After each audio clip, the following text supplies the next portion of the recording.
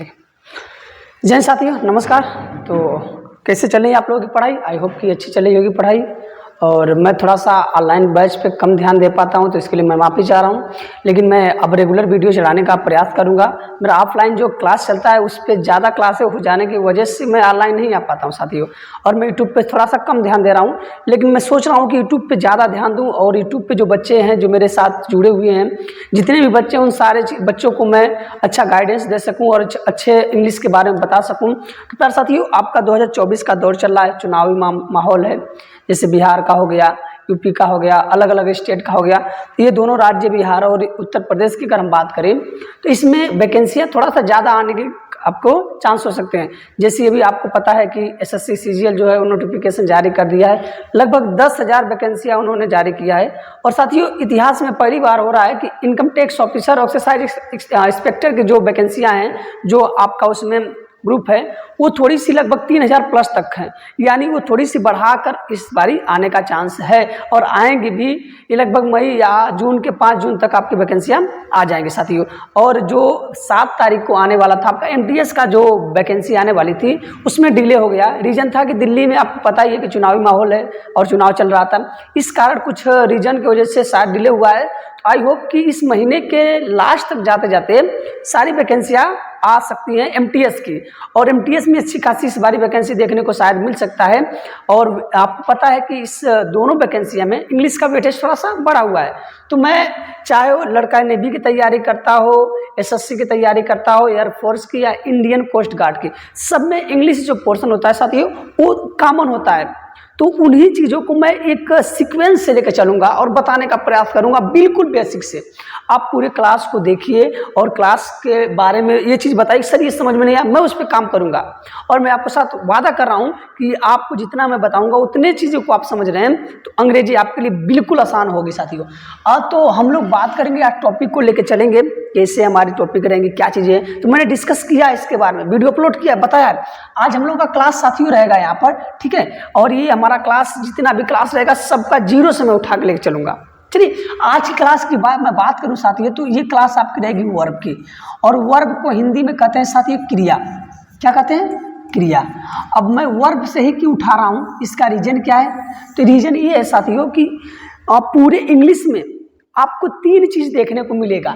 एक आपका मिलेगा सब्जेक्ट, एक मिलेगा वर्ब, और एक आपका मिलेगा ऑब्जेक्ट। ये सब तीनों इंग्लिश के पिलर है। वो किसी भी सेंटेंस का निर्माण करेंगे तो ये तीनों उसके पिलर हैं, इनके बिना सेंटेंस निर्माण हो ही नहीं सकता है। तो सब्जेक्ट, वर्ब और ऑब्जेक्ट क्या है, ये दोनों तो छोटी टॉपिक है, इनको मैं इसी में डिस्कस करूंगा। लेकिन हम लोग को बात करना है इस वर्ब का, कि ये जो वर्ब है इसका क्या मेन रूल है, इसका भूमिका क्या है, उसी के बारे में हम लोग बात करते हैं। तो चलिए, आप कलम और कॉपी उठाकर बैठ जाइए, बिल्कुल आसान भाषा में समझते हैं। वर्ब क्या है? वर्ब क्रिया कहते हैं। जैसे हमने लिख दिया कि द वर्ड, क्या लिख दिया साथियों? The word that stand for doing और being, that stand for doing और बीइंग समथिंग। क्या चीज साथियों? Something is called verb. उसे क्या बोलेंगे? वर्ब। वह शब्द जो किसी कार्य को करने के लिए हमेशा तैयार होगा, उसे हम लोग वर्ब बोलेंगे। इसका मतलब होता है करना। क्या होता है साथियों? करना। और इसकी हिंदी होती है होना। क्या होता है? होना। तो वह शब्द जिस कार्य को करने या होने के लिए तैयार होता है, उसे कहते हैं वर्ब। जैसे अगर मैं लिख दूं कि राम, क्या लिख दिया साथियों? राम। मैंने यहाँ पर लिख दिया कि राम रीड, क्या चीज? Reads math. तो मेरी बात ध्यान सुनिएगा, ये आपका सब्जेक्ट है, ये आपका वर्ब है, और ये आपका ऑब्जेक्ट है। तो राम किस लिए तैयार है? काम करने के लिए। तो ये जो काम करने के लिए, सॉरी पढ़ने के लिए तैयार है, तो पढ़ना उसका एक्शन हो गया, और एक्शन ही वो क्रिया है। एक्शन ही क्या है आपका? क्रिया है साथियों। जैसे ये चीज़ मैं आपको बता दूं कि क्रिया किसे बोलेंगे। तो सेंटेंस में जो चीज़ होगी लेकिन दिखेगी नहीं, आप उसे आंख बंद कर क्रिया कर सकते हैं। जैसे चलना, मैं चल रहा हूँ लेकिन चलना मेरा दिख नहीं रहा है। मैं पढ़ रहा हूँ, पढ़ तो रहा हूँ, मैं दिख रहा हूँ लेकिन पढ़ना दिख नहीं रहा। मैं बोल रहा हूँ, बोलना नहीं दिख रहा है, मैं दिख रहा हूँ। तो वो शब्द जो किसी वाक्य में है लेकिन दिखेगा नहीं, आप उसे क्या कर सकते हैं, वर्ब कर सकते हैं। और ये वर्ब जो है आपके, इसे हम लोग कहते हैं कि verb is the king of the sentence. Verb को ही सेंटेंस का राजा कहा जाता है। तो ये वर्ब आपको मैं बता दे रहा हूँ कि वर्ब क्या होते हैं। तो इतनी बात अगर आपको समझ में आई तो थम्स अप करिए, ठीक है। चलिए, वेरी गुड, अच्छी बात है, समझ में आपको आ गई। तो अब हम लोग थोड़ा सा चलते हैं ऊपर कि ये वर्ब कितने प्रकार के होते हैं साथियों। तो हम थोड़ा सा बात करेंगे कि देयर, क्या बात करेंगे, there are two types of verb, यानी वर्ब के दो प्रकार है साथियों। कितने प्रकार हैं, दो प्रकार है। अब बात आती है कि वो दो प्रकार कौन कौन से हैं। तो चलिए उनके बारे में हम लोग बात करते हैं कि वर्ब ये दो प्रकार के हैं, तो कौन कौन से आपके वर्ब हैं। ये एक एक करके हम लोग सीक्वेंस से पढ़ेंगे साथियों। आपको बिल्कुल भी ऐसा एहसास नहीं होगा कि मुझे चीज़ें समझ में नहीं आ रही है, मैं बेसिक से उठा के लेके चल रहा हूँ, ठीक है। तो there are two types of verb, तो वर्ब के दो प्रकार हैं, और वो दो प्रकार कौन कौन से हैं आप एकदम आसान भाषा में समझेंगे, ठीक है। तो घबराने की बिल्कुल भी जरूरत नहीं है। एक को हम लोग बोलेंगे मेन वर्ब, क्या बोलेंगे, मेन वर्ब साथियों। ये आपका मेन वर्ब है और ये आपका एक्सिलरी वर्ब है। क्या है साथियों, एक्सिलरी वर्ब है, ठीक है। एक्सिलरी वर्ब को ही हम लोग अपनी भाषा में कहते हैं हेल्पिंग वर्ब, यानी कि HV, हेल्पिंग वर्ब का भी नाम देते हैं, ठीक है। तो मेन वर्ब और एक्सिलरी वर्ब क्या क्या चीज़ें हैं, इससे हम लोग मुख्य क्रिया बोलते हैं, इससे हेल्पिंग क्रिया बोलते हैं। इन दोनों का रोल क्या होता है पूरे ग्रामर में, ठीक है। तो दीज आर, अब कह सकते हो कि these are pillar of English, यानी कि ये इंग्लिश के एक पिलर है।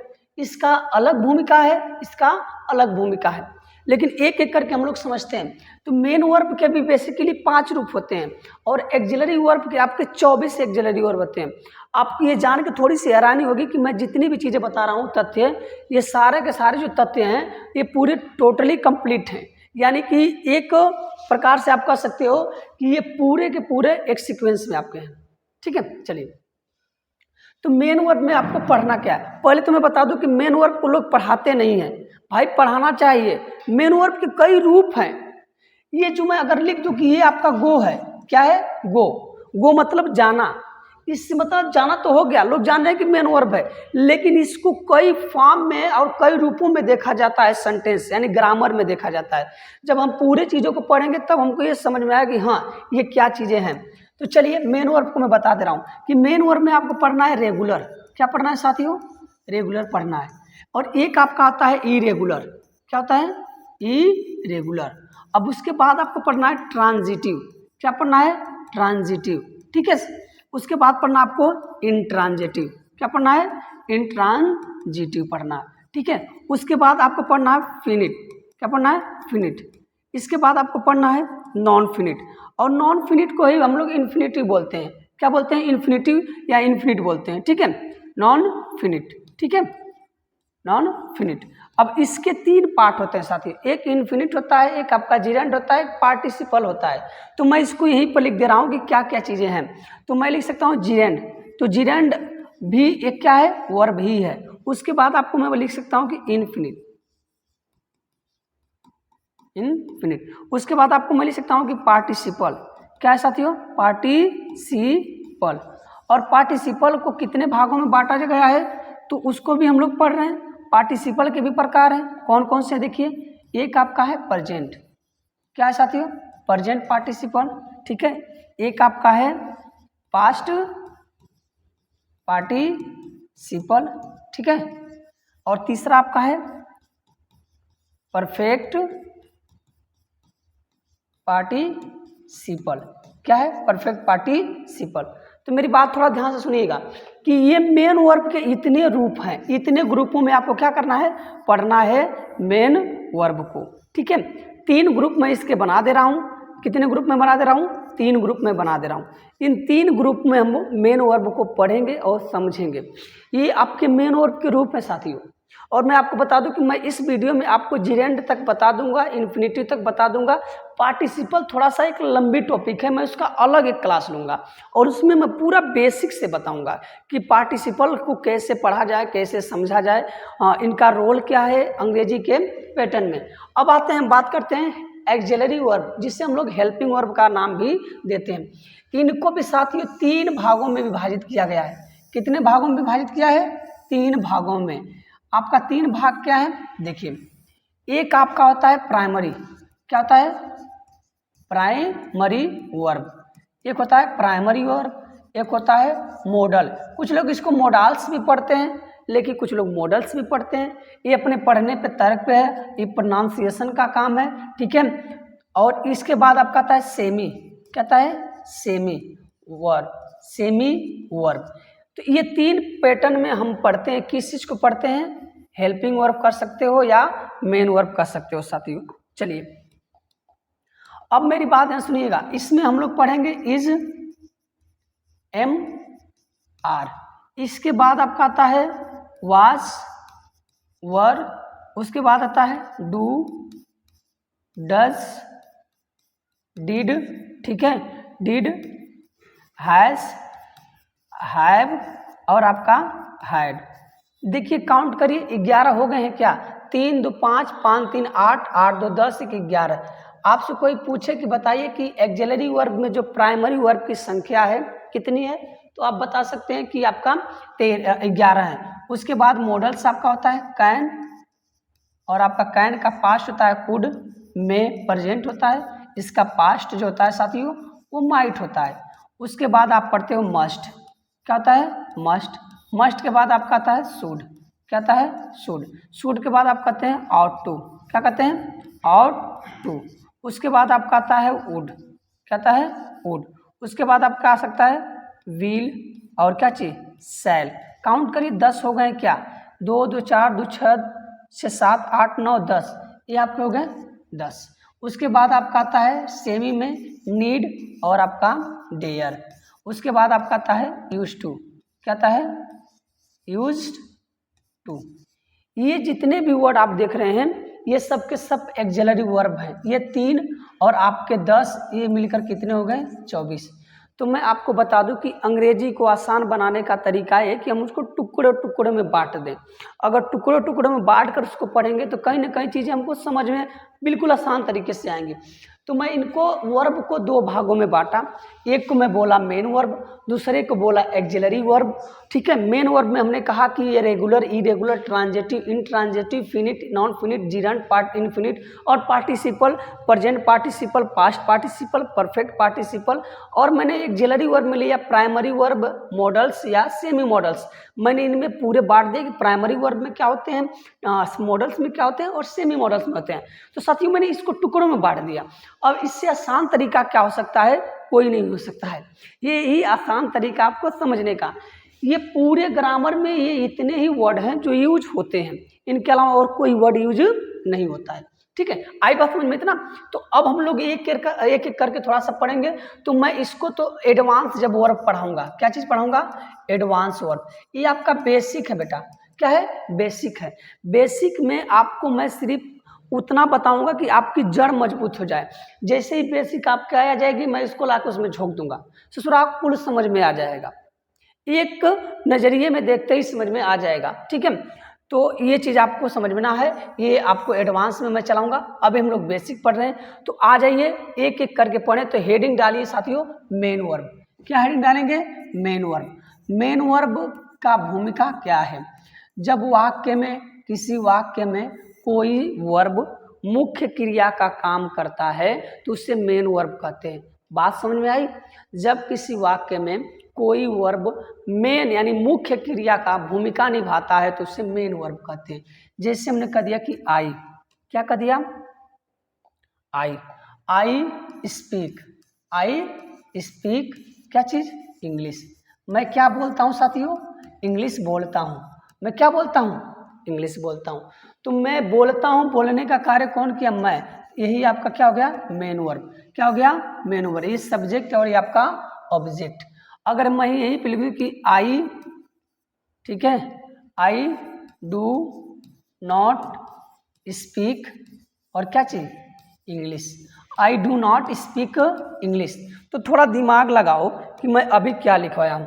ये आपका सब्जेक्ट है, ये आपका ये भी वर्ब है, मैं इसी में भी वर्ब लिख रहा हूँ, ये भी वर्ब है, और ये आपका ऑब्जेक्ट है। तो थोड़ा दिमाग लगाओ कि ये जो डू नॉट है कहाँ पर देखे हो आप, अभी तो देखे हो कि ये जो डू नॉट है कहाँ पर है, यहाँ पर है। कौन सा वर्ब है, प्राइमरी वर्ब है, और प्राइमरी वर्ब के साथ कौन सा है, हेल्पिंग वर्ब है। तो इसे हम लोग बोलेंगे हेल्पिंग वर्ब बोलो या एक्सिलरी वर्ब बोले। लेकिन ये आपका क्या था, मेन वर्ब था। क्या था, मेन वर्ब था। तो यानी जो सब्जेक्ट के करीब किसी के सहायता के रूप में आएगा उसे हेल्पिंग वर्ब बोलोगे या मॉडल्स वर्ब बोलोगे। आज जो किसी की सहायता से नहीं स्वतः अपने रूप में आएगा उसे मेन वर्ब बोलेंगे। इतनी बात समझ में आई आपको?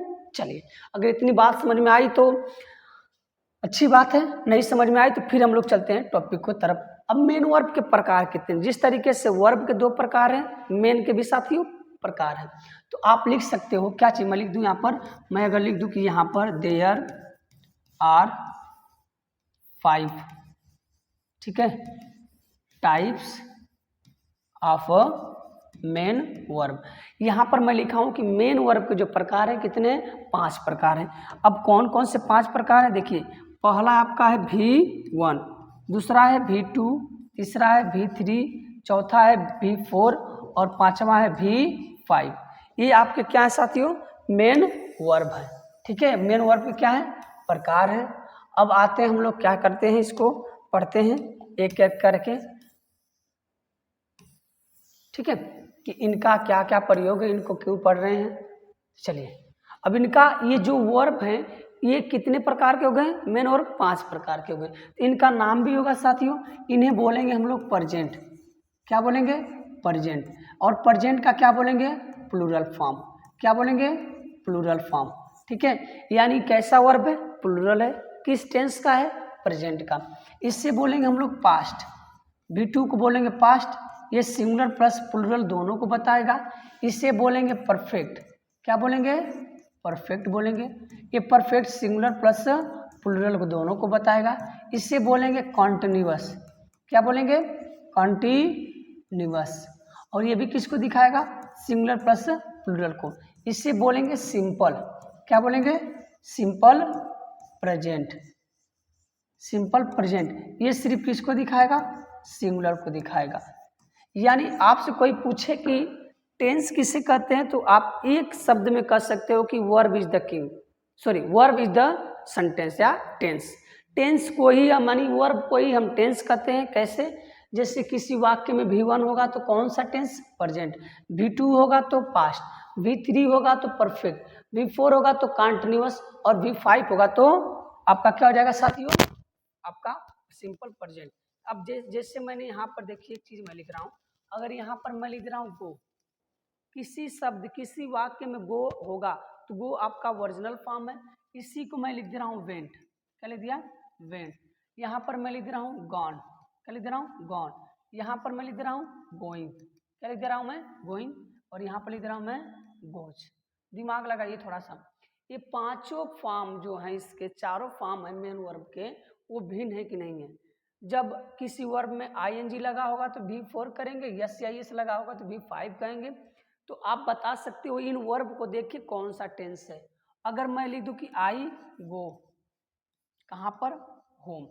अब यहाँ पर हिंदी तो लिखा नहीं है, तो पूछेगा बताइए टेंस कौन सा है, तो बेझिझक आप बता सकते हो कि गो फर्स्ट फॉर्म है, और फर्स्ट फॉर्म को ही हम लोग कहते हैं प्रेजेंट। क्या कहते हैं, प्रेजेंट। इसका मतलब है प्रेजेंट इंडेफिनिट है। हमने कह दिया कि आई वेंट होम। अब बात कर, कोई कह दे कि चलिए आई वेंट होम, मैं घर गया। अब बताइए कौन सा टेंस है, तो टेंस को आपको कहीं उसकी हिंदी निकालने की जरूरत ही नहीं है। जैसे ही वेंट मिला तो गो का सेकेंड फॉर्म वेंट होता है, और सेकेंड फॉर्म को ही हम लोग पास्ट टेंस कहते हैं। उसी तरीके से गॉन हो गया, गोइंग हो गया और गोज हो गया। तो वर्ब का ज्ञान है तो टेंस का ज्ञान आपको है, वर्ब का ज्ञान नहीं तो टेंस का ज्ञान आपको नहीं है, ये स्वाभाविक बात है। इसीलिए मैं वर्ब को लिया हूँ, प्रायोरिटी सबसे ज़्यादा दिया हूँ और इसके बारे में आपको बताया हूँ। तो अगर आपको टेंस समझना है और आपको ग्रामर को बड़ी गहराई से समझना है तो सबसे पहले आपको समझना होगा किस चीज़ को, वर्ब को। बेसिकली जो वर्ब होता है वही आपका टेंस होता है। तो मैं यहाँ पर लिखा हूँ, अगर यहीं पर मैं लिख दे रहा हूँ, ठीक है, लिख दिया स्पीक, ठीक है, यहाँ पर मैंने लिख दिया स्पीक, थोड़ा दिमाग लगाइएगा, स्पीक और मैंने लिख दिया स्पोक, क्या लिख दिया स्पोक, और यहाँ पर मैंने लिख दिया क्या चीज स्पोकन, क्या लिख दिया स्पोकन, ठीक है, और मैं यहाँ पर लिख दे रहा हूँ स्पीकिंग, और मैं यहाँ पर लिख रहा हूँ स्पीक्स। और मैं ये दोनों फॉर्म को क्यों मैं लिख रहा हूँ, थोड़ा सा दिमाग लगाइएगा, ये दोनों फॉर्म का लिखने का ये मकसद है कि एक चीज़ में आप थोड़ा सा समझिए, इससे पहले एक रेगुलर का आप नाम सुने होंगे और एक आपको इरेगुलर का नाम सुने होंगे। अगर आपको 30 दिन स्कूल जाना है, महीने के 30 दिन, अगर आप 30 दिन लगातार गए तो आपके ऊपर टीचर बड़ा खुश होता है और खुश होकर कहता है कि ये बेटा, ये जो लड़का है ये रेगुलर क्लास में करता है, यानी कि रेगुलर रहता है। तो यानी आप एक दिन बंक नहीं किए तो आप रेगुलर हो गए। अगर आप 30 दिन में से एक दिन जा रहे हो, 2 दिन गैप, फिर एक दिन जा रहे हो, 2 दिन गैप, तो आप अगर ऐसा कर रहे हो, गैप जा रहे हो, तो इसका मतलब ये रेगुलर बच्चा नहीं है। टीचर आपके क्लासमेट भी आपको नोट्स देने से इनकार करेंगे, कहेंगे ससुरा एक दिन आ रहा है, 2 दिन गायब हो जा रहा है, तो इसको कौन देगा, ठीक है। तो जो लड़का 30 दिन करे जाएगा उसको रेगुलर, और जो बंक करेगा उससे इरेगुलर। तो मेरे बताने का एक ही मकसद है कि ये जो मेन वर्ब है इनके 5 रूप हैं, ठीक है। इन 5 रूप में मैंने 4 रूपों को परिवर्तन किया, यानी गो से वेंट बनाया, गॉन बनाया, गोइंग बनाया और गोज बनाया। उसी तरीके से स्पीक, स्पोक, स्पोकन और स्पीकिंग और स्पीक्स बनाया। तो ये 5 नियम को फॉलो किए, इतना बात समझ में आई। ये 5 नियम को क्या किए, फॉलो किए। तो जब फॉलो किए तो अभी तो मैं बोला कि जब फॉलो करते हैं हम किसी शेड्यूल को, किसी काम को रेगुलर करते हैं तो हम रेगुलर रहते हैं। क्या रहते हैं, रेगुलर। तो आप इनको एक शब्दों में कह सकते हो कि इन्हीं वर्ब को हम लोग रेगुलर कहते हैं। क्या कहते हैं, रेगुलर कहते हैं। यानी कि ऐसे वर्ब, लिख लीजिए कॉपी में भी आप लिख सकते हो कि ऐसे वर्ब जिनके 5 फॉर्म क्या हो, भिन्न हो, या 5 वर्ब को फॉलो करते हो, उन्हें हम रेगुलर वर्ब कहते हैं। अगर यहीं पर मैं लिख दे रहा हूँ CUT कट, CUT कट, यहाँ पर CUT कट, यहाँ पर CUT कट, और डबल टी मैं कर दिया। अब यहाँ पर एक बात, एक रूल और आपको सीखना है, स्पेलिंग का एक अलग से मैं क्लास लूँगा, उसके बाद मैं आपका एक क्लास लूँगा साइलेंट वर्ड का, एक क्लास का 5 क्लास आपका लूँगा प्रोनाउंसिएशन का, ठीक है, जो कि बेसिक चीज़ आपको मजबूत करेगा। तो यहाँ पर मैंने जब भी ING जोड़ा तो अंतिम वाले लेटर को डबल क्यों किया, इसके पीछे लॉजिक क्या है। तो लॉजिक क्या है, बहुत छोटी सी लॉजिक है, मैं उसके बारे में अभी डिस्कस कर रहा हूँ। बस इतना समझ आइए कि ये डबल टी होगा, और यहाँ पर मैं लिख दे रहा हूँ कट्स। क्या लिख दे रहा हूँ मैं, कट्स। अगर यहीं पर मैं लिख देना PUT पुट, क्या लिख दिया, पुट। अब एक चीज़ और समझिएगा, यहाँ पर मैं कट पढ़ रहा हूँ, यहाँ पर पुट पढ़ रहा हूँ, ये क्या है, इसके पीछे का लॉजिक क्या है, मैं सारी चीज़ों को बताऊंगा। यहाँ पर PUT पुट, ठीक है, यहाँ पर PUT पुट, और यहाँ पर PUT पुटिंग, ठीक है, और यहाँ पर मैं लिख रहा हूँ पुट्स। क्या लिख रहा हूँ, पुट्स। इस चीज़ को दिमाग में रखिएगा। तो अब देखिए, ये जो वर्ब आपको दिख रहे हैं स्क्रीन पे, क्या ये 5 नियम को फॉलो किए हैं। अभी मैं बोला हूँ कि अगर किसी काम को आप रेगुलर रोज करते हो तो रेगुलर हो, आप बंक करते हो तो इरेगुलर हो। तो कहीं ना कहीं ये दोनों फॉर्म क्या होंगे, इसके असमान दिख रहे हैं। तो ऐसे वर्ब जिनके कम से कम 2 फॉर्म असमान होंगे, उन्हें हम लोग इरेगुलर बोलेंगे। क्या बोलेंगे, इरेगुलर बोलेंगे, ठीक है, इरेगुलर बोलेंगे। तो ऐसे वर्ब जिनके कम से कम 2 फॉर्म क्या होंगे जी, असमान होंगे, जो कि आपको स्क्रीन पे दिख रहा होगा। इसी तरीके से सट, सट, सट, सट, बट, ये वर्ब ऐसे वर्ब हैं जो अपने 5 फॉर्म में परिवर्तन नहीं लाते, इनके कम से कम 2 फॉर्म या 3 फॉर्म समान होते हैं, इन्हें हम लोग रेगुलर वर्ब कहते हैं। आई होप कि यहाँ तक आपको समझ में आया होगा। अब मैं थोड़ा सा क्लास को रिवीजन करा दे रहा हूँ। मैं बीच बीच में रिवीजन कराऊंगा, इसलिए कराऊंगा क्योंकि हम चीज़ों को भूल जाते हैं। अगर किसी व्यक्ति को अगर हम न देखें तो उसका चेहरा भूल जाएंगे। ये तो आपका क्या है, पढ़ाई है, और आपको पता है कि पढ़ाई कितनी मुश्किल चीज़ें होती हैं, ठीक है। हमको जो चीज़ आता रहता है उस भी भूल जाते हैं अगर रिविजन नहीं करते हैं। तो वर्ब आपसे कोई पूछे तो कहिएगा कि वर्ब किससे कहते हैं, ठीक है। तो मैं वर्ब के बारे में आपसे बात कर रहा हूँ। आपसे कोई पूछे वर्ब क्या है तो कहिएगा कि वह शब्द जो किसी वाक्य में, किसी वाक्य में किसी कार्य को होने या न होने को बताता है, उसे वर्ब कहते हैं। वर्ब के दो प्रकार होते हैं, मेन वर्ब और आपके एक्सिलरी वर्ब। मेन वर्ब में आपको regular, irregular, transitive, intransitive, finite, non finite, gerund, participle, ठीक है, इनफिनिट। अब पार्टिसिपल के तीन प्रकार है, present participle, past participle, perfect participle. उसी तरीके से एक्सिलरी वर्ब, एक्सिलरी वर्ब का दूसरा नाम आपका क्या है, हेल्पिंग वर्ब है। Primary verb, models, semi. Primary में 11, मॉडल्स में 10, सेमी में 3, मिलकर कितने हो गए 24। पूरे अंग्रेजी में मैं अगर भारत की बात करूं तो भारत में हम 3 तरीके के अंग्रेजी बोलते हैं।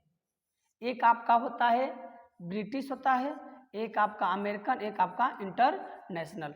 हम जो बोलचाल में बोलते हैं, ठीक है, हम जिस क्षेत्र से आते हैं, हम लगभग 90% या कह सकते हो कि 99% हम लोग इंटरनेशनल लैंग्वेज बोलते हैं। जो लोग टेलीविज़न में स्पीच देते हैं, जैसे अलग कंट्री के होते हैं, उनका जो होता है ब्रिटिश और आपका अमेरिकन दोनों मिक्स होता है, इसीलिए भाषा यही रहता है, लेकिन बोलने का तरीका अलग हो सकता है, हो जाता है, ठीक है। तो ये पूरे अंग्रेजी में कितने हेल्पिंग वर्ब होते हैं, 24 होते हैं। यानी कि 24 हेल्पिंग वर्ब की सहायता से हम अंग्रेजी को बोलते हैं, लिखते हैं और पढ़ते हैं। यहाँ तक बात समझ में आपको आई। चलिए, अब मैंने कहा था कि मेन वर्ब जो है किसी कार्य, किसी वाक्य में मुख्य क्रिया का भूमिका निभाएंगे, ठीक है। और ये अगर हेल्पिंग वर्ब है तो हेल्पिंग वर्ब के बाद आपका मेन वर्ब आएगा। उसके बाद मैंने आपसे एक चीज कहा कि there are 5 types of the क्या चीज, मेन वर्ब। ये 5 प्रकार हो गए मेन वर्ब के, V1, V2, V3, V4, V5। V1 को प्रेजेंट टेंस बोलेंगे, V2 को फास्ट और V3 को परफेक्ट, V4 को कंटिन्यूअस और इसको सिंपल प्रेजेंट, और रेगुलर और इरेगुलर। इतना समझ में आपको आया? अगर आया तो आपको, अगर समझ में आया तो थम्स अप करिए। चलिए ठीक है, अब आते हैं थोड़ा सा हम लोग हेडिंग डालते हैं ट्रांजिटिव वर्ब। ट्रांजिटिव वर्ब किसे कहते हैं, तो हेडिंग डालिए ट्रांजिटिव वर्ब, ठीक है। मैं इसको लिख सकता हूं कि ट्रांजिटिव वर्ब कहते हैं किसे, ठीक है।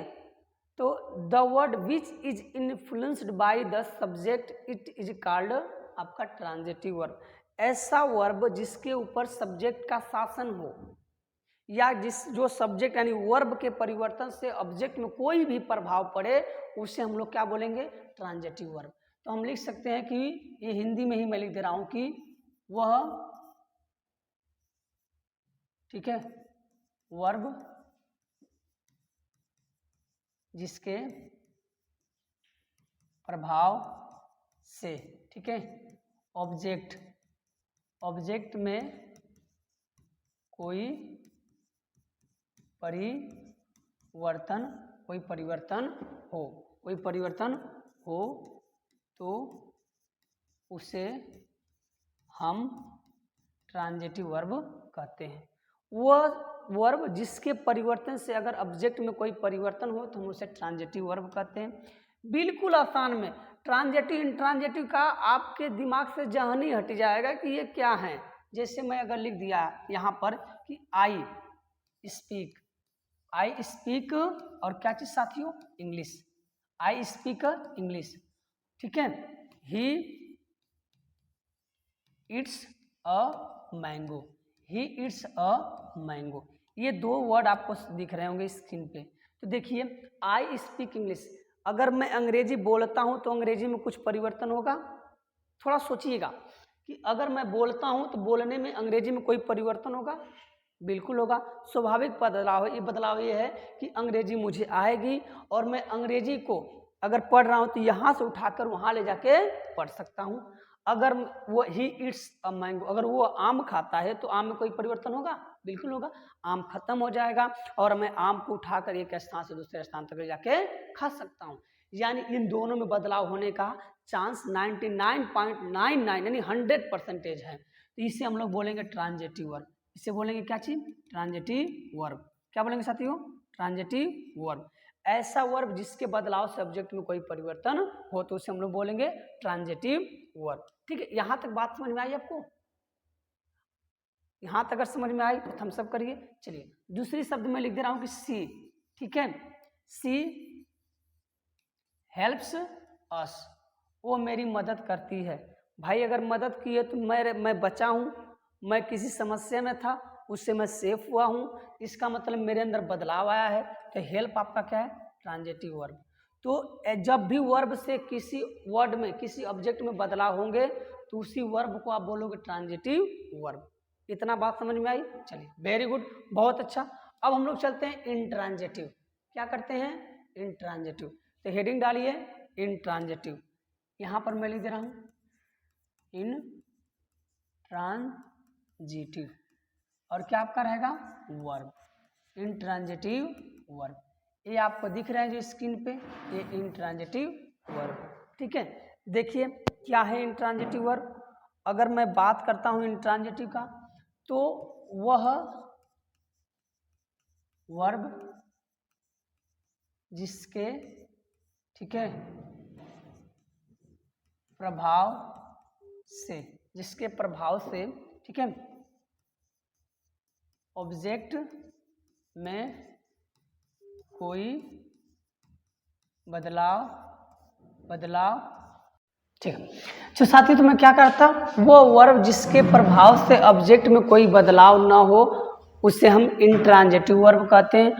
अर्थात वह वर्ब जिसको ऑब्जेक्ट की आवश्यकता न हो, अर्थात वह पूर्ण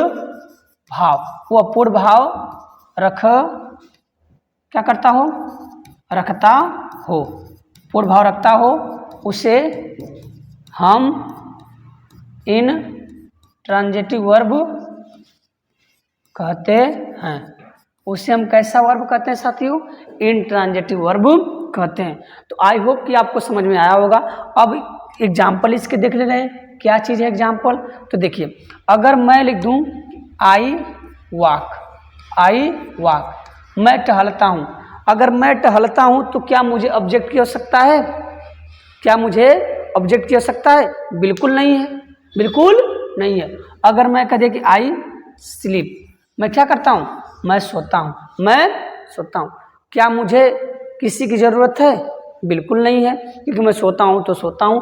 अगर यहीं पे मैं लिख दूँ कि आई, ठीक है, आई गो टू मार्केट, मैं कहाँ जाता हूँ? बाजार जाता हूँ। तो थोड़ा दिमाग लगाइए कि क्या अगर मैं बाजार गया तो बाजार में जैसे ही गया तो क्या बाजार में जाते ही कोई बदलाव हुआ?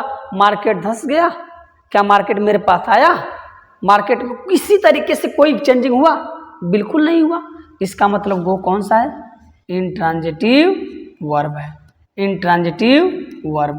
कौन सा वर्ब है? इंट्रांजिटिव वर्ब है।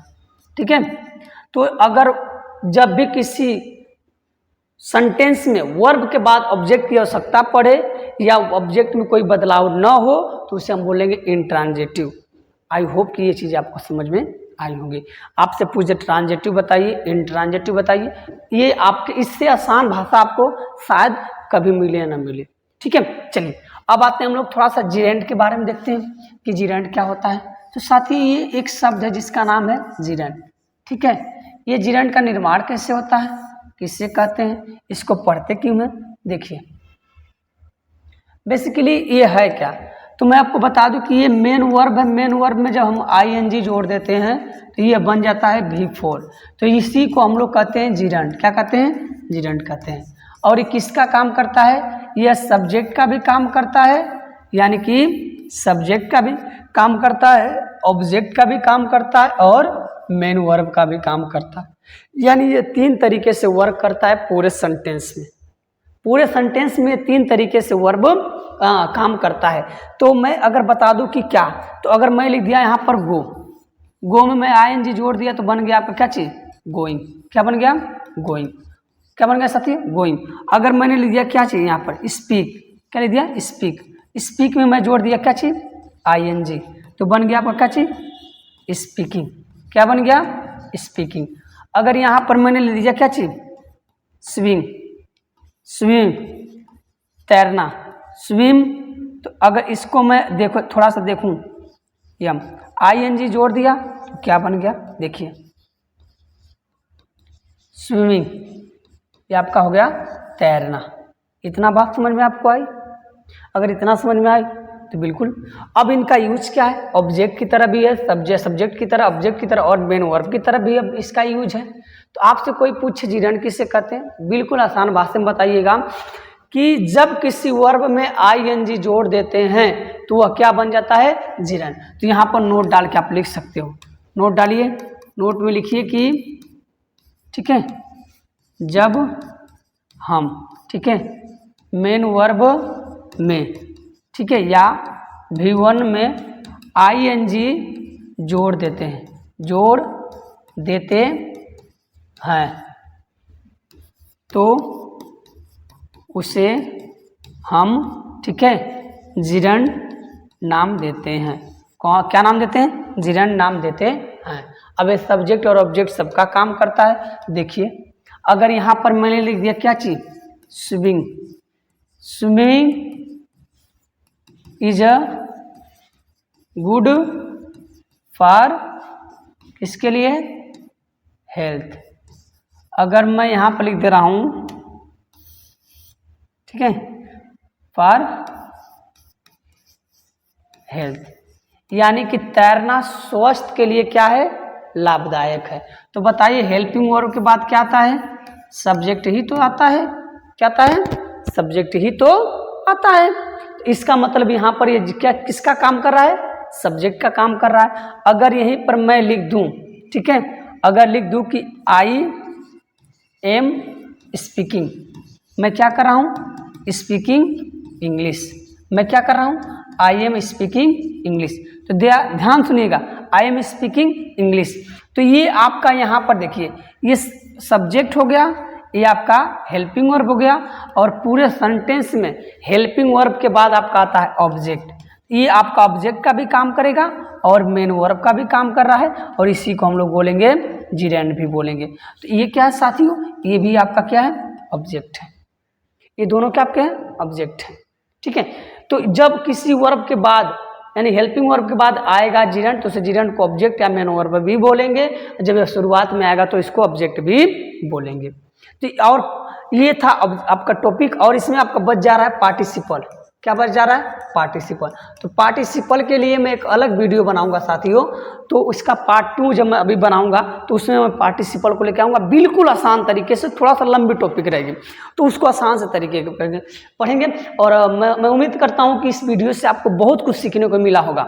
मैं बेसिक से उठाया हूँ, ये आपका बेसिक है, फिर अभी वर्ब को मैं एडवांस भी पढ़ाऊँगा, उसमें इसी चीज़ को और डीप लेके जाऊँगा और बताऊंगा। ये इतना मेरा बताने का एक मकसद था कि आपका बेस थोड़ा सा मजबूत हो जाए, कि मैं जब टेंस पढ़ाऊँ तो आपको समझ में आ जाए। तो आई होप कि ये वीडियो आपको अच्छी लगी होगी और इससे बहुत कुछ आप सीखने को मिला होगा।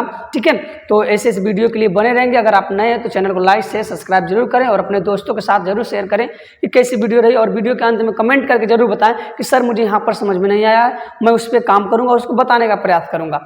और मैं क्षमा चाहूँगा कि थोड़ा सी मैं ऑफलाइन बच्चों को ज़्यादा ध्यान दे पा रहा हूँ और ऑनलाइन पर नहीं आ पा रहा हूँ, तो इसके लिए मैं क्षमा चाहूँगा। लेकिन मैं इसके उपरांत आपको जरूर हमेशा वीडियो अपलोड करता रहूँगा और बनाता रहूँगा साथियों। ठीक है, तब तक के लिए जय हिंद, मस्त रहिए, खेलते रहिए।